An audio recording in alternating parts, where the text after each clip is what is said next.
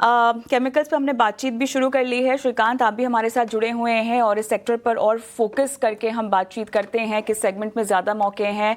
Pharma सीआरडीएमओ कंपनियों को आखिर क्या चुनौतियां यहाँ पर मिल रही हैं, एग्रोकेमिकल का एक्सपोर्ट आउटलुक क्या है, तमाम पहलू भी इस पूरे सेक्टर पर हम विस्तार से टच अपॉन करेंगे। Chemical industry expert Ajay Joshi भी हमारे साथ जुड़ गए हैं।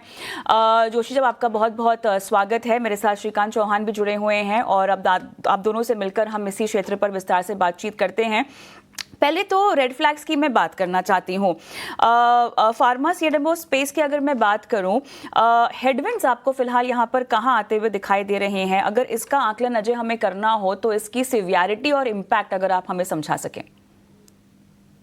जी, फार्मा सीआरडीएमओ में मार्जिन्स में काफी ज्यादा प्रेशर बनता हुआ दिख रहा है। पिछले 1.5 से 2 साल में भी जो इंडियन कंपनीज इस स्पेस में है, चाहे वो सिंजीन हो या आरती ड्रग्स हो, मार्जिन्स में काफी ज्यादा इरोजन हुआ है। एंड आगे जाकर के ये साल में भी मार्जिन इरोजन ज्यादा रहेगा, क्योंकि यूएस का भी थोड़ा सा anti India stance pharma CRDMO overall pharma sector के ऊपर आया है। चाइना ने काफी स्ट्रांगली कमबैक करा है कोविड के बाद इस सेक्टर में, तो प्राइस उन्होंने काफी ज्यादा गिरा दिए हैं अक्रॉस द वैल्यू चेन। तो इंडियन प्लेयर्स पे जो मार्जिन प्रेशर है वो काफी ज्यादा बड़ा रहेगा।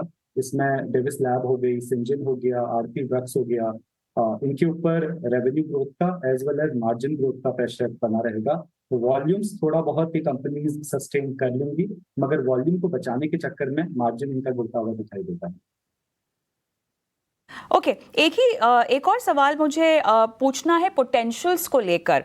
अब इस पूरे फार्मा वर्सेस एग्रो सीडीएमआर में हम देखें तो कहाँ पर किस तरह के मौके हैं, कहाँ पोटेंशियल है, किस कंपनियों को फायदा होगा, ये हम श्रीकांत से विस्तार से जानेंगे।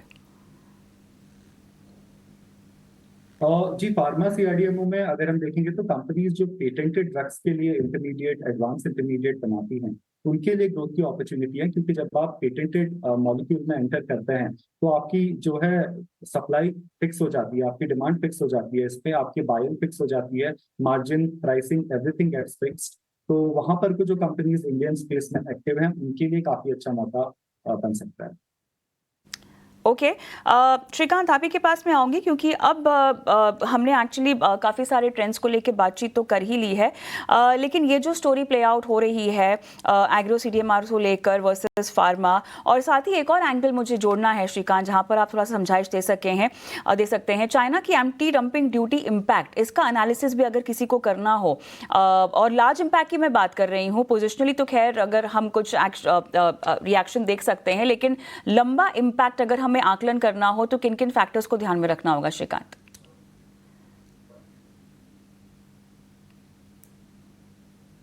अच्छा, तो देखिए यहाँ पे अगेन जो सिनेरियो है वो यही इंडिकेट कर रहा है कि ओवरऑल मुझे लगता है कि जो ओवरऑल स्पेस है उस पर्टिकुलरली एंटायर स्पेस पे इसका इम्पैक्ट देखने मिलेगा। बिकॉज हर एक स्टॉक, हर एक कंपनी अपने पर्टिकुलर रॉ मटेरियल के साथ कहीं ना कहीं चाइना के इंपोर्ट के ऊपर डिपेंड रहती है। तो इसी वजह से हमें लगता है कि पूरे एंटायर स्पेस पे रहना चाहिए। लेकिन ओवरऑल अगर यानी यहाँ से अगर लंबी अवधि का नजरिया हो तो मुझे लगता है कि काफी सिलेक्टिवली खरीदारी करके चल सकता है। But again very short term में मुझे लगता है कि थोड़ी अनसर्टेनिटी रहेगी। लॉन्ग टर्म में मुझे लगता है कि इसका इम्पैक्ट आ चुका है। और अगर स्पेसिफिकली सीडीएमओ की अगर बात करें तो यहाँ पे हमें लगता है कि कुछ एक स्टॉक जैसे कि डिवीज लेबोरेटरीज है या तो पिरामिल फार्मा है, यहाँ पे हमें लगता है कि अभी भी अपसाइड बाकी है और इनमें अभी भी हम निवेश करके चल सकते हैं। चलिए, निवेश करने की सलाह तो आप दे रहे हैं, लेकिन अजय, अब क्योंकि हमें थोड़े से डिमांड के लिहाज से कहाँ पे स्ट्रेंथ है, कहाँ वीकनेस है, कहाँ पर कॉन्फिडेंस आता हुआ दिखाई दे रहा है in terms of companies and clients, आपकी एनालिसिस रिपोर्ट क्या कह रही है? जी कविता, कुछ कंपनीज हैं जिनकी कंसिस्टेंट डिमांड बनी रहेगी और चाइना का इम्पैक्ट भी उन पे कम होगा एक्सपोर्ट मार्केट में। तो मैं 2 पार्ट में इसको आंसर करूंगा। एक, कंपनीज जो इंडिया के लिए माल बना रही है केमिकल, उस पे एपिग्रल हो गई, उनको काफी अच्छा फायदा मिल रहा है एंटी डंपिंग ड्यूटी का। एक प्रोडक्ट है एपिक्लोरोहाइड्रिन, इसके ऊपर। दूसरा, सीपीवीसी में भी वो काफी अच्छा कर रहे हैं। तो डोमेस्टिक जो इम्पोर्ट सब्सटीट्यूशन प्ले में कंपनीज हैं, जैसे कि एपिग्रल हो गई, दीपक नाइट्राइट हो गया, इन कंपनीज के लिए काफी अच्छी ग्रोथ अपॉर्चुनिटी है। दूसरी कंपनीज जो एक्सपोर्ट मार्केट में एक्टिव है मगर चाइना से काफी कम उनका कंपटीशन रहता है, जैसे कि जुबिलेंट इंजीरिया हो गई, प्रीवी स्पेशलिटी हो गई फ्रेग्रेंस में, एसएच केलकर हो गई, ओरिएंटेड एरोमेटिक्स हो गई। इन कंपनीज के लिए काफी अच्छी ग्रोथ अपॉर्चुनिटी है क्योंकि चाइना से काफी कम कंपटीशन है, तो यूरोपियन कस्टमर, अमेरिकन कस्टमर वो भी प्रेफर करते हैं इन इंडियन सप्लायर्स के साथ काम करने के लिए। ओके, एक और सिनेरियो हमें, जी बोलिए अजय, आप कुछ कह रहे थे? जी नहीं। ओके, एक ग्लोबल एक्सपोर्ट आउटलुक भी मुझे समझना है। अब यहाँ पर कितना पेन है, ये सवाल शायद दोनों के लिए मैं रखना चाहूँगी। अजय, आप शुरुआत कर सकते हैं। किस तरह से आपको पेन अब बढ़ता हुआ दिखाई दे रहा है या घटता हुआ दिखाई दे रहा है? डोमेस्टिक ट्रेड की अगर हम बात करें, क्या ये हमारे फेवर में उतना ज़्यादा होगा कि कॉम्पनसेट हो जाए ग्लोबल ट्रेंड्स को देखते हुए? आई थिंक ये क्वार्टर थोड़ा सा हमें विजिलेंटली चलना पड़ेगा क्योंकि पिछले क्वार्टर में इंडियन एक्सपोर्टर्स ने काफी ज्यादा एडवांस में ऑर्डर ले लिए थे क्योंकि उस समय ट्रंप ने चाइना के ऊपर 200% का टैरिफ लगाया था। अब वो टैरिफ्स घट करके 30% पे आ चुके हैं। तो ये क्वार्टर इंडियन केमिकल एक्सपोर्टर्स कैसा परफॉर्म करते हैं, कंसिस्टेंट ग्रोथ उनके एक्सपोर्ट रेवेन्यू में दिखती है नहीं दिखती है, वो देखना जरूरी होगा। तो थोड़ा सा कॉशियसली हमें यहाँ पर लेकर के चलना होगा। मुझे लगता है कि ये क्वार्टर थोड़ा सा वीक रहेगा क्योंकि कस्टमर्स जो अमेरिकन कस्टमर्स पर्टिकुलरली एडवांस में बाइंग कर रहे थे, उन्होंने काफी ऑर्डर्स होल्ड पे रख दिए हैं, काफी ऑर्डर्स पोस्टपोन कर दिए हैं। तो मुझे लगता है कि इस क्वार्टर में इंडियन एक्सपोर्टर्स को एक गिरावट देखने को मिलेगी। बट एग्रोकेमिकल एक ऐसा सेगमेंट है जहां पर को अच्छी ग्रोथ देखने को मिलेगी क्योंकि इन्वेंट्री का जो इश्यू पिछले 1.5 से 2 साल से चल रहा था अमेरिका में भी और लैटिन अमेरिका में भी, वहां वो इश्यू अब खत्म हो चुका है। तो एग्रोकेमिकल्स के लिए एक बाउंस बैक हमें देखने को मिलेगा, चाहे वो डोमेस्टिक प्लेयर्स हो जो डोमेस्टिक मार्केट में अपना माल बेचते हैं या फिर एक्सपोर्ट मार्केट में अपना माल बेचते हैं, उनके लिए काफी अच्छा समय रहेगा। श्रीकांत, आप क्या कहते हैं इस तरह के पेन को देखकर, स्पेशली एक क्वार्टर के टाइम फ्रेम में? देखिए, फिर अगेन वही है कि वेरी शॉर्ट टर्म व्यू के साथ अगर देखना है तो हमें काफ़ी स्टॉक स्पेसिफिक, कंपनी स्पेसिफिक होना पड़ेगा।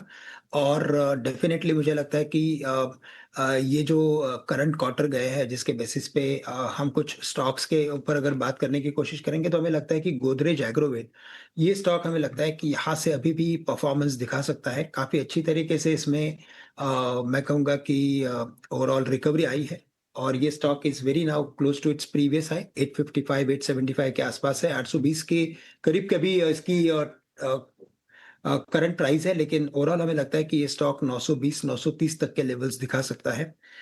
इस बार के अगर आप देखें तो जीएनएफसी के भी नतीजे काफी अच्छे थे और यहाँ पे भी हमें लगता है कि तेजी का ट्रेंड और बन सकता है। स्पेशलिटी केमिकल्स का ट्रेंड थोड़ा मैं जानना चाहती हूँ अजय। क्या पूरी साइकिल अब फेवर में टर्न होती हुई दिखाई दे रही है या यहाँ पर भी कोई रेड फ्लैग्स हैं? जी, स्पेशलिटी केमिकल्स सेक्टर वाइज जैसे कि फ्लेवर एंड फ्रेग्रेंस सेक्टर में जो है, पर्सनल केयर सेक्टर में जो कंपनीज हैं, उनके लिए तो साइकिल डेफिनेटली टर्न अराउंड हो चुका है, उनके लिए काफी अच्छी ग्रोथ आती हुई दिख रही है। मगर स्पेशलिटी केमिकल प्लेयर्स जैसे कि फार्मा वैल्यू चेन्स में जो है थोड़ा बहुत, या फिर वैल्यू चेन्स जो कि नॉन हाई ग्रोथ सेक्टर्स की हैं, वहां पर को पेन अभी भी बना हुआ है क्योंकि चाइना से डंपिंग लगातार जारी है अक्रॉस द ज्योग्राफीज। यूएस में भले ही चाइना के ऊपर टैरिफ हो लेकिन बाकी जगह टैरिफ नहीं है, तो इसकी वजह से इंडियन एक्सपोर्टर्स को एक्सपोर्ट मार्केट में तो काफी ज्यादा चैलेंज अभी भी देखने को मिल रहा है प्राइसिंग के रिगार्डिंग। मगर कुछ सेक्टर इम्यून है, जैसे कि पर्सनल केयर हो गया, उसमें companies like Rosari biotech, flavour and fragrance की कंपनीज जिनका मैंने नाम लिया, ये सब इम्यून है, उनको तो ग्रोथ देखने को मिल रही है। श्रीकांत, स्पेशलिटी केमिकल्स को लेकर आपका फिलहाल कोई खास टेक, ट्रिगर? तो अगेन यहाँ पे जैसे मैंने कहा अभी थोड़ी देर पहले कि यहाँ पे स्पेशलिटी केमिकल्स में अगर हमें ध्यान रखना है तो स्पेसिफिकली फिलिप्स कार्बन, ये एक ऐसा स्टॉक है जिसमें हम करंट लेवल से भी एक खरीदारी की रिकमेंडेशन रखते हैं। 425 के करीब ट्रेड कर रहा है ये स्टॉक। हमें लगता है कि नो डाउट कि करंट लेवल्स पे ये अपने फेयर वैल्यू के काफ़ी नज़दीक है, लेकिन अगर मैं लॉन्ग टर्म का नज़रिया रखता हूँ तो ये स्टॉक में, ये कंपनी में हमें और भी अपसाइड नज़र आती है। हमें लगता है कि इस फाइनली स्टॉक 500 प्लस के लेवल्स के करीब ट्रेड कर सकता है। साथ ही साथ एसआरएफ, इसमें हमने देखा कि काफ़ी अच्छी तेज़ी बनी हुई है। ये स्टॉक अपने ऑल टाइम हाइज में है।